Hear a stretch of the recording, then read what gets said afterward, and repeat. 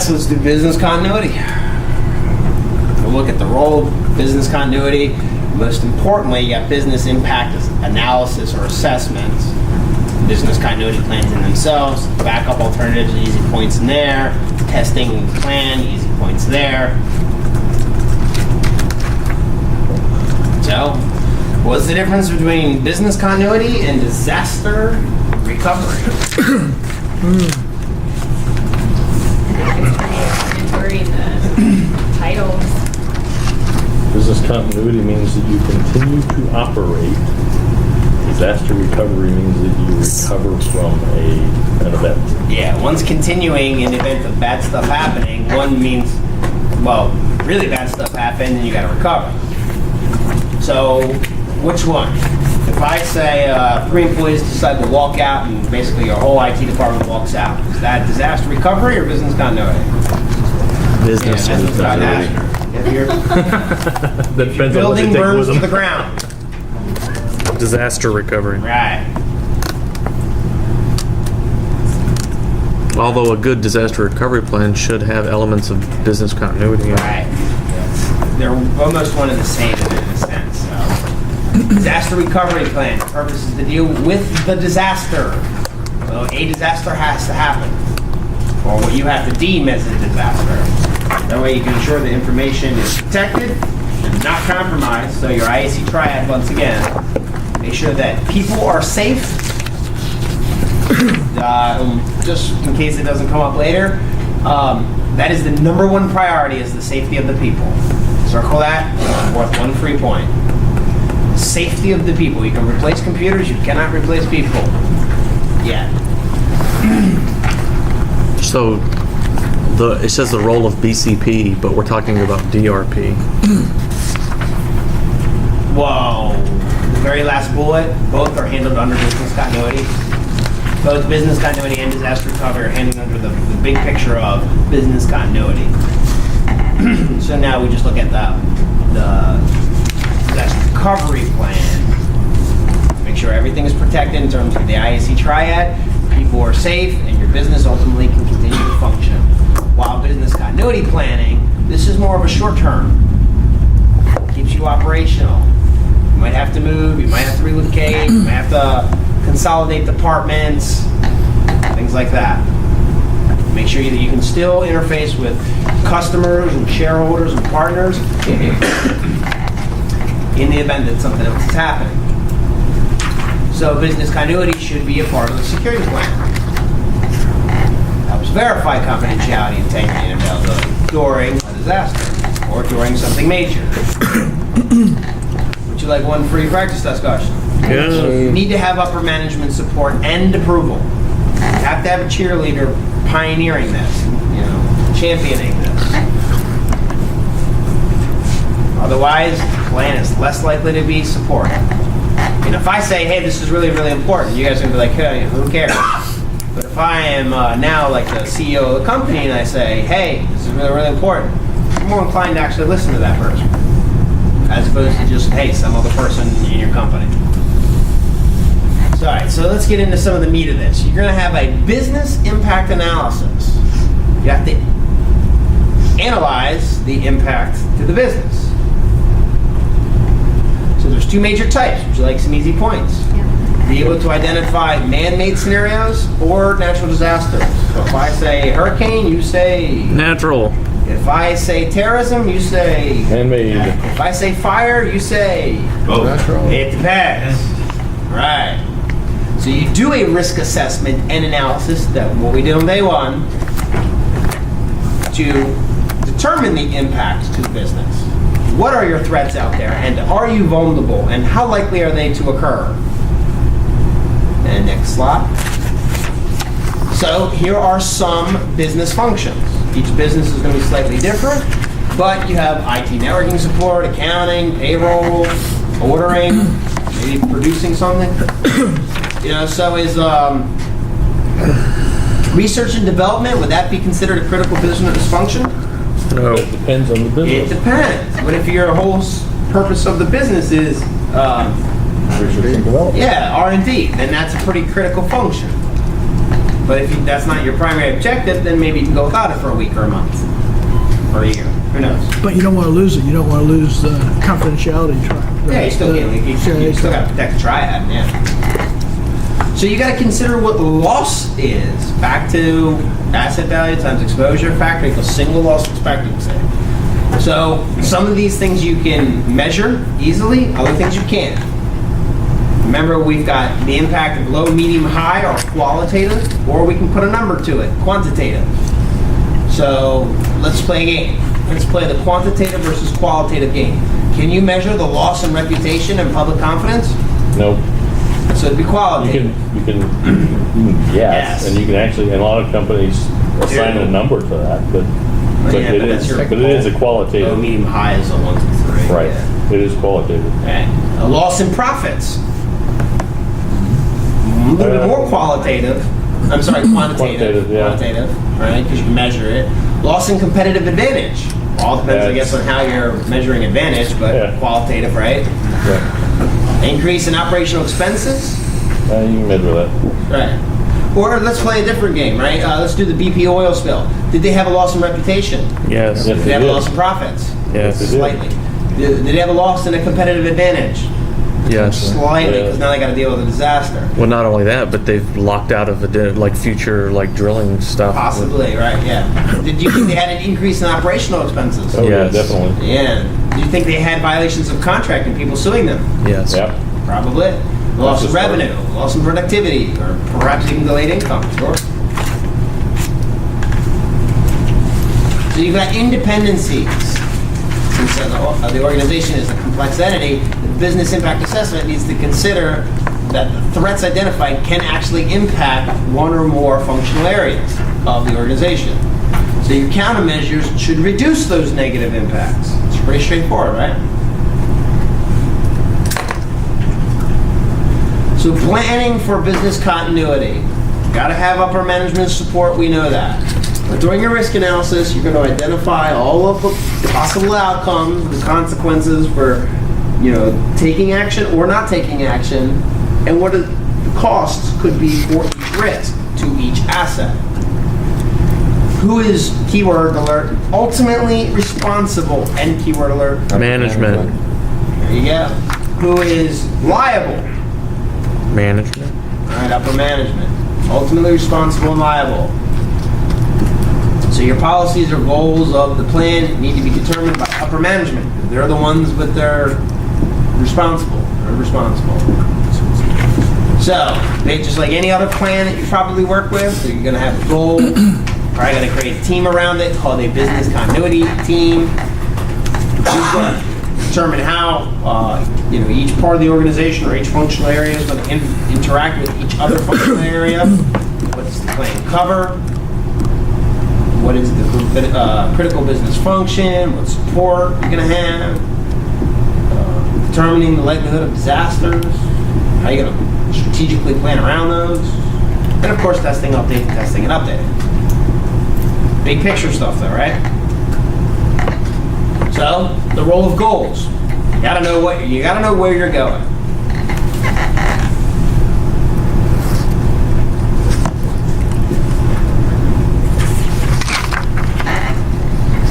It's the what's the quote I'm thinking of? I got a good quote for you.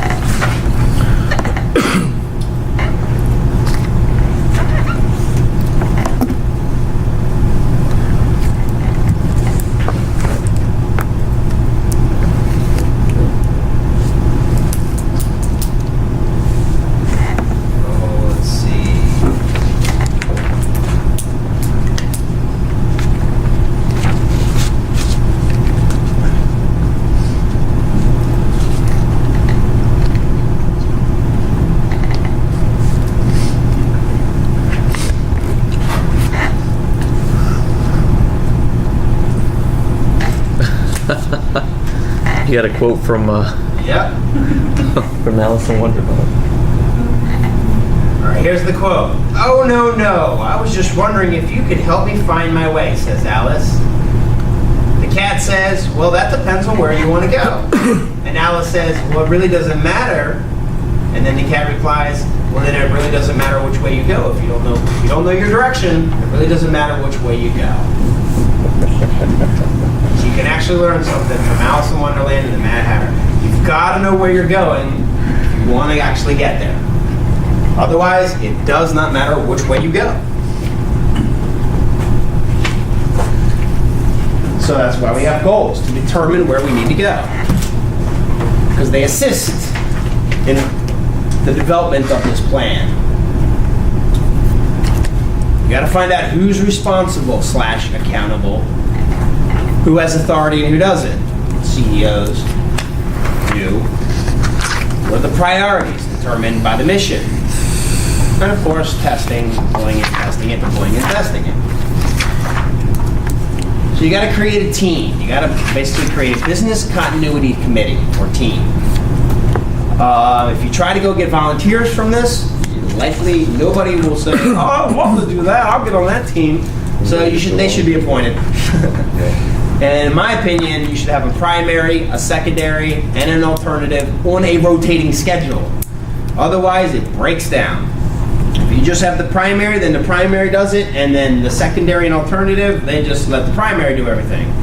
And if the primary can't be available, the secondary will step in. They're just really just... They can't make any decisions. Nah, they're not there. There's no accountability on them. They don't care. They're just passing on notes. And then, of course, then you know, hey, what happened in that meeting? Ah, you didn't miss anything. Well, how do you know that? Why don't you tell me what happened and let me determine that? You know. And then an alternative in case either of them can't be there. And on a rotating schedule so that everybody has a piece of the accountability. You should have at least one player for each, or in my case, 3. At least one player for each functional area or department that has the ability to make those decisions. Sometimes they can work inside the company. They can actually also work, as a vendor or contractor or things like that.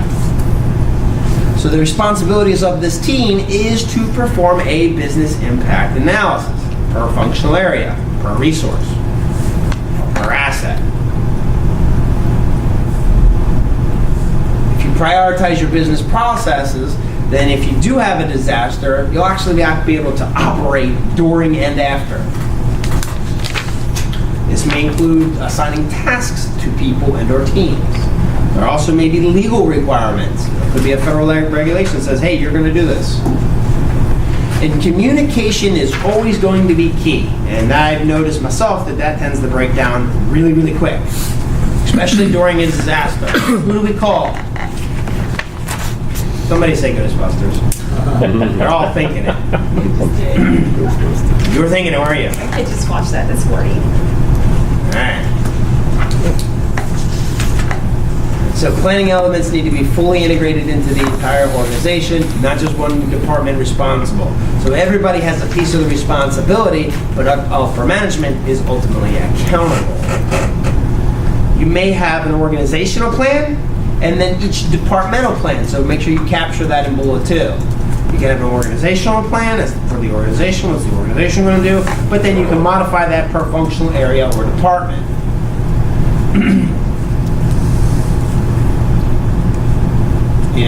IT department, their plans are going to be different than that of R&D, for example, or that of payroll, right?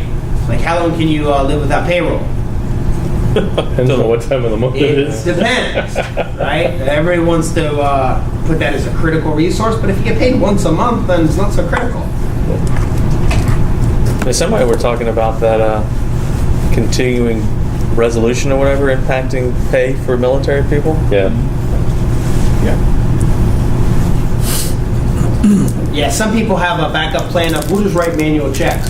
There's 4,000 people that work here. What makes you think you're going to write 4,000 checks? Nah, not going to work.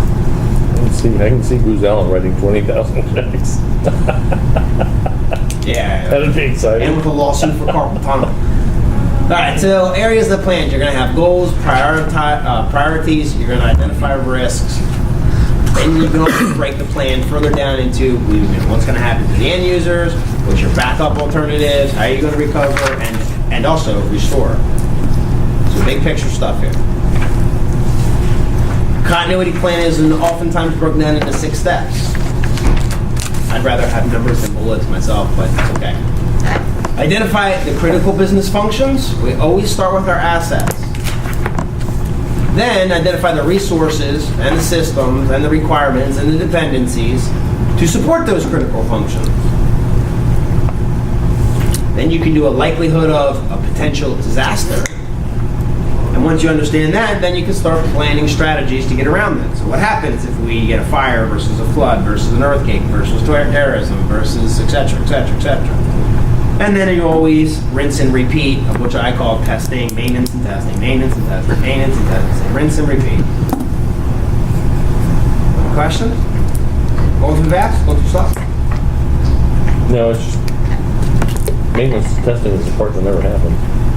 Oh yeah, well, especially on a 5-year contract, because it's not cost effective. Yeah. You know, it's easy to say, okay, we'll do it the first year because we got the contract, but year, 2 and 3, why pay for the stuff when you're really hoping for it never to actually happen in the first place? So by year 2, year 3, it's stuff sitting on the shelf. Right. You go for renewal in year 5, and all of a sudden you dust that stuff off. That's the same with like tape backups. They never get tested either. Yeah, well, what's the wait around for the restore, right? All right, so step 1, let's identify the critical business functions. What does your company do? They're going to be different for each organization, but ultimately, upper management needs to get involved here. They can help determine the processes and the priorities. What needs to be available after a crisis or disaster? Step 2, identify the resources that are to support critical functions. This is where your policies and procedures and guidelines should come back into play. So critical business processes require resources to actually make them work. So do they have step-by-step instruction? What people can you throw at the problem? Is there going to be vendor interaction? In many cases you have to call in the vendor. What supplies do you have on hand versus what supplies do you need to get? I'll tell you right now that one of the companies I worked at, you're trying to do this step right here, identify resources, and they basically said, we got a duplicate of all the equipment. But basically that meant that was all of their old equipment, and it was sitting basically on the floor somewhere, and their idea of getting things to work during a disaster would have been basically building it out of old equipment. Any idea how miserably that you could predict that to fail? Oh, yeah. Go ahead. It's like going to a junkyard and trying to get replacement parts for your car and saying, it works like new. Step 3, estimate potential disasters. So what's the probability? Probability is measured in what? Percentage. Decimal percentage, right. So again, risk analysis fits right in here. You can have outside consultants to come in, and you can have everything from mild scenarios to really catastrophic scenarios. Ideally, you want to estimate all of them. Then plan for strategies to actually respond to the threats. So, okay, the building's on fire. What are you going to do? That's called Ghostbusters. Who's going to do the emergency response? Who's going to recover the system? How are you going to resume activities? What's the timeline? We talked about mean time between failure, right? So we should have disasters as much time as we can between disasters. But in the event that there is one, your mean time to repair is always as quickly as possible. That doesn't change here. Step 5, you can start implementing some of the strategies. And when I say implementing, I'm talking about trying to test this stuff out, implement them, see if they work, make people move to hot sites, actually try to do restores, prove that the stuff actually works. Because if you need to write this down, please do. But you should have zero faith in your plan until it's been tested and verified. More of a real-world function, but it also lends some hands here. Which we'll talk about that more when we get to the types of tests. Testing and updating the plan. You gotta test and you gotta update. Rinse and repeat. Test and update, maintain the plan. Project management lifecycle 101 there, right? Yep. So end users. Since basically you gotta support end users ultimately, You gotta be able to reestablish your environment for the end users during / after the disaster. So during it, you gotta make sure that you get people to work on the stuff that they need during the crisis. Like, for example, let's go to the Japan earthquake, right? During the process, they still need resources. They need water, they need food, they need all that other stuff. How are you going to get it to them? And then after, well, ultimately, you're going to have to restore the facility, in theory. So do you think the Japanese have reporting structures on who, what, when, where, why, and how?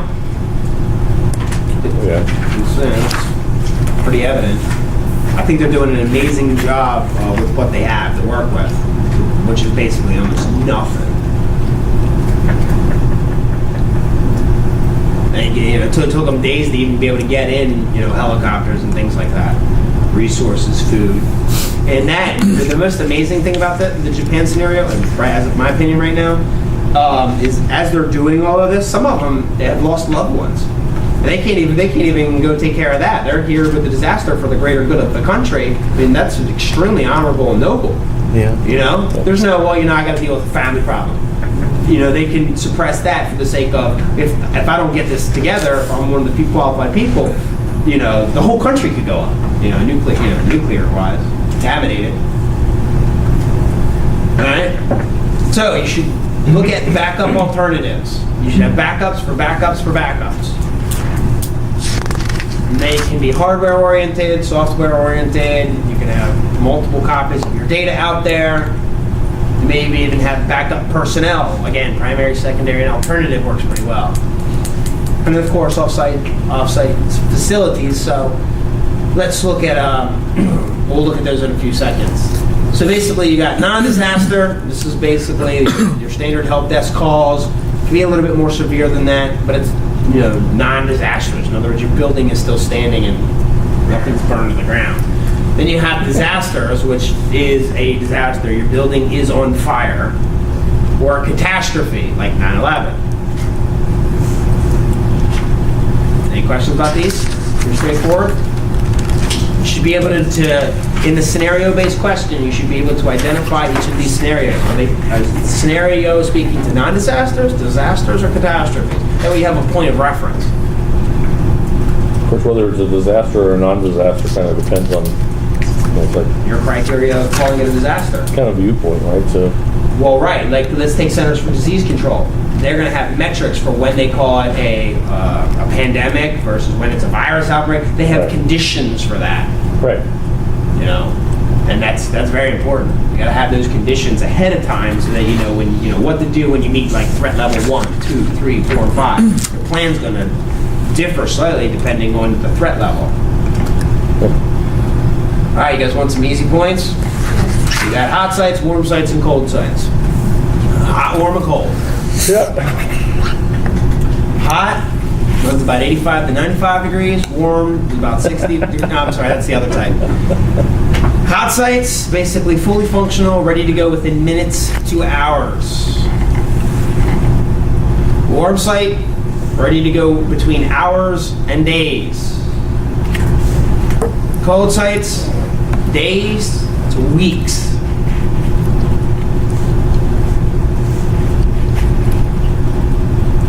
Hot site. What was the time frame? Incremented from minutes to hours, okay. hours to days, and days to weeks. So a hot site would, Hot sites actually can take, some hot sites can actually take over with no downtime at all. So Oh yeah, swings instant fail. straight yeah, fell over. just fell over. Or very frequent like replication of data to the site. Right. Because we're talking about this, as it relates to data, it looks like in operations. It's operational. So hot site is warm site. Which one's the most costly? Hot, Which one's the least expensive? Cold. Which one's the highest available? hot, Which one's the least available? cold, Cold. Which one is the shell of a building? cold. There you go. What was the last one you said? Which one is the what? Shell of a building. Or shell of the building? You have a space available. Right. maybe you've got like hardware there, but it's boxed up or something. It's just kind of sitting there in case you need to. So look at a cold site facility has basic elements, electricity, water, and gas, but nothing, I mean, very little of. It can take even weeks. And so there's your days to weeks. It's the least expensive. Warm site that has some equipment, not all equipment, can take a couple days to get up and running. It's most widely used because why? It's the best of both worlds. There. Yeah, exactly. Site can be operational a short period of time. In other words, hours of days. Hot site, most expensive, fully operational within a few hours, or preferably immediately. Organization simply needs to move processes or people into that facility, and hopefully it's not too far away. You don't want to, if this is the building that we're in, like the building that you operate out of, it's probably not a good idea to have your hot site like one floor down or in the next building. I always prefer that you're outside of what I call the blast radius. All right, so you also have redundant sites. This is, in theory, a duplicate site. So it's a site that's basically configured exactly like your primary site, and you can basically fail over to it. You can actually contract now. Like there are contract or people that offer Services hot for site. hardware. They'll actually give you like conference rooms and cubes for people to work in. Yeah, you gotta watch that though. You gotta watch that because it looks good on paper. This is all I can make my point by saying it looks great on paper, but you gotta make sure you actually use it. So you'd really want to test that out. Right. Move into that hot site for a day and see if it works. Rolling hot sites. How about flying hot sites? Oh yeah, there you go. I never thought of the. All right, so what Air is, Force One. A flying Air hot Force site? One is one, yeah. Air Force One, right? There's others too. And then who uses a rolling hot site? Like FEMA. Well, that's just the first thing that popped in my mind. Maybe they've got like. How about a SWAT team? SWAT team, Can we yeah. agree on that one? Okay. Yeah. I'll go with you on the FEMA one though. But if you've seen them operate, they Some first gotta question it. A lot of first responders use rolling hot sites. First responders. That's SWAT probably more teams, better. Yeah, things like that. And by the way, that's worth points. Next one, you've got reciprocal agreements. This is an agreement. I always use the analogy of, I can call up Dad and say, Dad, if something goes wrong and I get kicked out, can I go sleep on your sofa? And I'll say, sure, son, you can come sleep on my sofa whenever you want. And I said, all right, Dad, I'll make an agreement with you. You get kicked out of your house, you can come sleep on my sofa. Now, thanks a lot, son. You're a pal. Right? But he's not obligated to honor that. He may have Nope. something else going on. I can say, Dad, I need to use the sofa. And he can say, too bad, your brother's already here. I can't make him kick my brother out. It's a non-enforceable agreement. And so the only really way to handle this is through documentation to say, hey, memorandum of understanding or memorandum of agreement to say this is what we agreed and discussed. But it has no legal binding. It's just a statement of fact.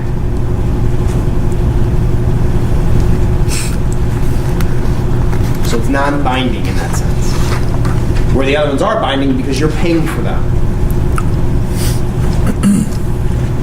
All right, we got some. Okay. We got backups. You should know your backups and how backup works. So you guys know this should be performed regularly. You should have copies off site. Oh, that's fun games. What is a full backup?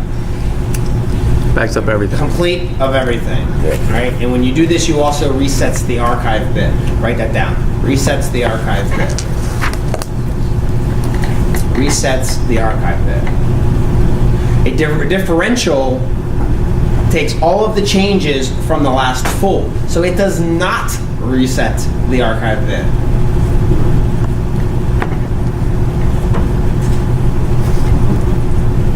Versus an incremental, which will. It'll reset the archive bit and only back up what has changed. And it tracks that with the archive bit. So the full and the incremental will reset the archive bit. The differential does not. Okay. Differential is all changes since the last full. Which one? Differential. Yeah, all changes since the last full backup. Right. So if I do a full on Sunday and then Monday I create new data and I do a backup, it takes all the data created on Monday. If I And if we're talking differential, then on Tuesday we do another differential. It takes all the data of Monday plus Tuesday. And then Wednesdays would be Monday plus Tuesday plus Wednesday. And then Thursday would be Monday plus Tuesday plus Wednesday plus Thursday. Okay, so it's It everything since the backup. since the backup, because it does not reset the archive bit, so it just keeps tracking. So your backups get bigger throughout the week.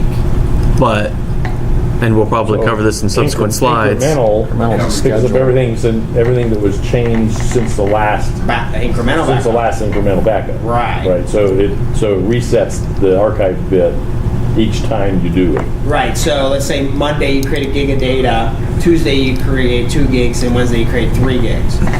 Your incrementals will be 1 gig, 2 gig, and 3 gigs respectively. And so when it comes to, so in the event that you do have to back up data, Restored it. restore data, a differential is going to require less tapes than an Right. incremental backup. Exactly, because you only need the latest differential plus the full. Where their incremental strategy, you need the incremental plus every single one of, well, you need the full plus every single one of the incrementals. And then somebody has to babysit the changing of the tapes.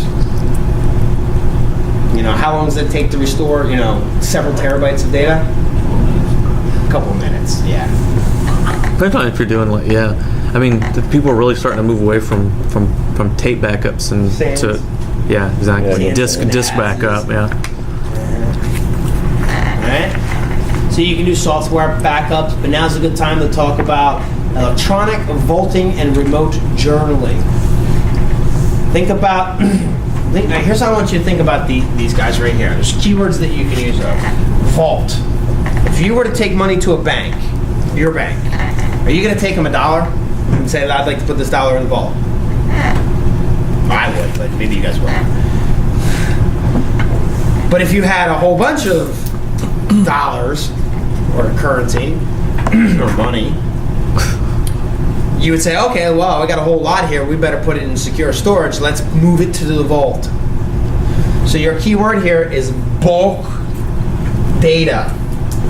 It's a transfer. You don't go to the vault unless you got something significant to put into the vault. So it's a bulk transfer. You've got to know that keyword. That you see bulk data transfer, that's electronic vaulting. Because remote journaling is different. Think about a journal that you write in every single day. Every day becomes a transaction. So this has to deal with transaction log or journal files. Transfers only the changes or the delta. Every day, whatever changed during that day, you send to the journal. Next day comes, more data is created, you just send that over. Next day, so it's the difference is all at once. Let's take all of it and send it over, and then journal is incremental or transactional log.